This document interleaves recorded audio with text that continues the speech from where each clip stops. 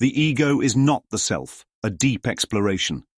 We often mistake the ego for our true self because it speaks in the first person. It narrates our lives, comments on everything, reacts, defends, and strives for validation. It feels like me. But what if this voice, this stream of judgments, fears, and self-concepts is not the self at all? What if the ego is more like a character we are playing, a script we unknowingly follow while the true self remains untouched by it? The ego is a psychological construct, not an identity. The ego is a mental structure built from past experiences, social conditioning, and inherited beliefs.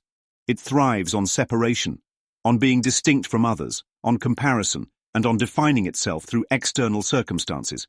It says, "I am successful because I have achieved this," or "I am unworthy because others have rejected me." It measures, categorizes, and clings to identities that reinforce its existence. But the self, your true essence, is not a collection of thoughts or roles. It does not need external validation to exist. It is not a product of the past, nor is it confined by the limitations the ego imposes. The ego depends on form, but the self is formless. It simply is. The ego is fear-based, the self is unshaken. The ego is a survival mechanism. It is constantly scanning for threats, whether to the body, reputation, or sense of importance. Its primary emotions are fear, desire, and defensiveness. It resists change because change threatens its constructed identity.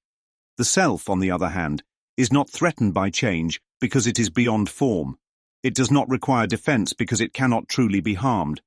Where the ego panics in uncertainty, the self remains at peace, knowing that who you are is not dependent on external conditions.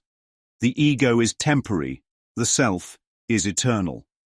Everything the ego clings to is impermanent: status, relationships, achievements, even the body itself. The ego fights this reality, desperately seeking to solidify its identity through control. But the more it clings, the more suffering it creates. The self, being beyond the limitations of time, is not bound by beginnings or endings. It is the awareness behind the experience, the silent witness that remains when everything else falls away. It is not something you become, but something you already are. Recognizing the difference. How do you tell the difference between the ego and the self? Notice where your thoughts come from. The ego speaks in terms of gain and loss, superiority and inferiority, attachment and resistance. It is restless. The self, however, speaks in stillness. It does not argue, it does not seek approval, and it does not waver. When you experience a moment of deep peace, of connection, of presence, that is the self. When you sense that you are more than your thoughts, more than your history, more than any label, that is the self recognizing itself. Letting go of the ego's illusion. You do not need to destroy the ego. It is not an enemy. It is simply a tool. But when you identify with the tool instead of the one using it, suffering arises. The moment you stop believing that the ego is you, its hold begins to loosen. It may still chatter, still react, still cling, but you no longer take it so seriously. You are not the voice in your head. You are the one who hears it, and in that recognition, you are free.